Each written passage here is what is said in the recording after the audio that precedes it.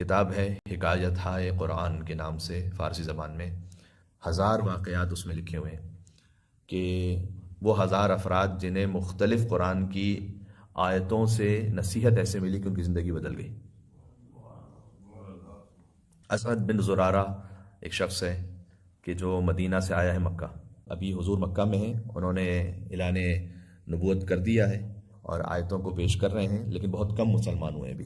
اسعد بن زرارہ وہ مدینہ سے مکہ آیا حج کرنے کے لیے۔ آپ جانتے ہیں کہ حج زمانہ جاہلیت میں بھی تھا۔ اسلام کے جتنے احکامات ہیں نا، اس کی 3 قسمیں، یا ابداعی ہیں، یا اصلاحی ہیں، یا انکاری ہیں۔ ابداعی کا مطلب ہے کہ انوویشن ہے، پہلے شریعت میں نہیں تھا یہ کسی شریعت میں، اور اسلام نے اسے اس طریقے سے نافذ کیا۔ کچھ احکامات ایسے، مثال طور پر یہ 5 وقت خاص طریقے سے اس طرح نماز پڑھنا، یہ اسلام نے اسے شریعت میں پیش کیا ہے۔ کچھ احکامات اصلاحی ہیں، یعنی ایک حکم پہلے سے تھا، مثلا حج، زمانہ جاہلیت میں بھی حج ہو رہا تھا، لیکن قرآن نے اس کی یا اسلام نے اس کی اصلاح کی ہے، اسے ٹھیک کیا، مثلا برہنہ طواف نہیں ہوگا۔ کچھ احکامات ہیں جو انکاری ہیں، یعنی جو پہلے سے تھا اسلام نے انکار کیا کہ یہ نہیں ہوگا اب، یعنی یہ حرام ہے، ممنوع ہے، مثلا شراب کی حرمت ہے، ربا، سود حرام ہے۔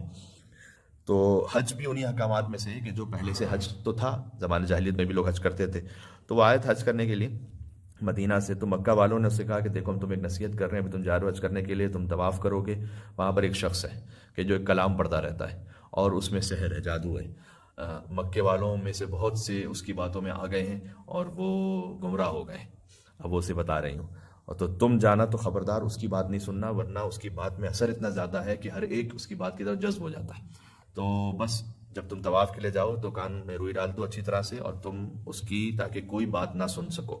تو اس نے کہا کہ بہت شکریہ آپ کا، آپ نے میری یہ رہنمائی فرمائی، اور اس نے کانوں میں روئی ڈال دی اچھی طریقے سے کہ آواز نہ آ سکے، اور وہ کعبے کی گرد چکر لگانے لگا، اور اس نے دیکھا کہ ایک شخص ہے کہ جو کچھ پڑھ رہا ہے لیکن اس کو آواز نہیں آ رہی۔ پہلا چکر پورا ہوا، دوسرا چکر، 7 چکر پورے ہو گئے۔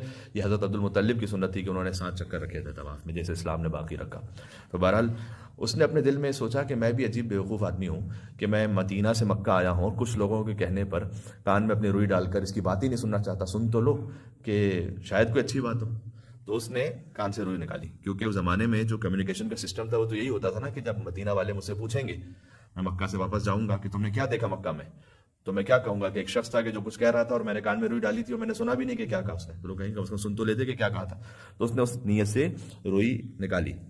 حضور مکرم اس وقت سورہ انعام کی آیتوں کی تلاوت کر رہے تھے، آیت نمبر 150 اور 151، 10 کمانڈمنٹس، جو کہ توریت اور انجیل میں بھی جس کا ذکر ہے، جس میں ہے کہ شرک نہ کرو، والدین کا احترام کرو، اپنی اولاد کو قتل نہ کرو، عدالت کے ساتھ پیش آؤ۔ تو وہ ان آیتوں کو سن رہا تھا۔ آپ دیکھیے گا 10 کمانڈمنٹس آپ کو ملے گا سورہ انعام آیت نمبر 150 151۔ اس نے کہا کہ اس میں کون سی ایسی بات ہے کہ جو بری بات ہے، یہ تو بہت اچھی باتیں کر رہا ہے یہ شخص۔ تو جا کے کہا کہ آپ کون ہیں؟ کہا میں محمد ابن عبداللہ ہوں صلی اللہ علیہ وآلہ وسلم، اللہم صلی علی محمد وعلی محمد، اللہ کی جانب سے بھیجا ہوا نبی ہوں۔ کہ اچھا میں آپ کے ہاتھ پہ کلمہ پڑھ سکتا ہوں؟ کہا بسم اللہ۔ شہادتین اس نے پڑھی، اشہدو ان لا الہ الا اللہ واشہدو ان محمد رسول اللہ، مسلمان ہو گیا۔ واپس گیا مدینہ۔ مدینہ جا کے بتلایا اس نے کہ میں نے کیمیا دریافت کیا، ایک شخص کے جس کے پاس اللہ کی جانب سے یہ وحی ہے۔ 72 لوگوں کو خود مسلمان کیا، 72 لوگوں کو یعنی لے کر آیا حضور کے پاس۔ اگلے سال جو ہے وہ پیمان عقبہ ہوا، حضور کے ساتھ انہوں نے پیمان کیا کہ جب آپ آئیں گے ہمارے پاس تو ہم آپ کی حفاظت بھی کریں گے اور آپ کی میزبانی کریں گے۔ حضور مکرم اس کے بعد گئے مدینہ، ہجرت فرمائی حضور نے، مدینہ مسلمان ہوا، اس کے بعد سارا مکہ مسلمان ہوا، اس کے بعد اسلام پھیلتا گیا۔ یہ سب کا سب تھا مسجد الحرام کے قریب سورہ انعام کی ان 2 آیتوں کو سننے کی وجہ سے۔ جن کے دل صاف ہوتے ہیں قرآن ان پہ ایسے اثر کرتا ہے۔ تو یہ موعظہ ہے۔ پہلی صفت کیا ہے؟ یا ایھا الناس قد جاءتکم موعظۃ من ربکم، اللہ کی جانب سے ایک نصیحت آئی ہے۔ ہم کتنے آج کل ایک بڑا ٹرینڈ بھی چل نکلا کہ موٹیویشنل اسپیکرز کو سنیں گے، اور آپ ان کی باتوں کو سنیے تو آپ کو بہت کچھ اس کے ٹریسز قرآن میں، نہج البلاغہ میں، ائمہ الاسلام کے فرمان میں ملیں گے کہ جو ہمیں مفت میں چونکہ ملا ہوا اس لیے قدر نہیں ہے۔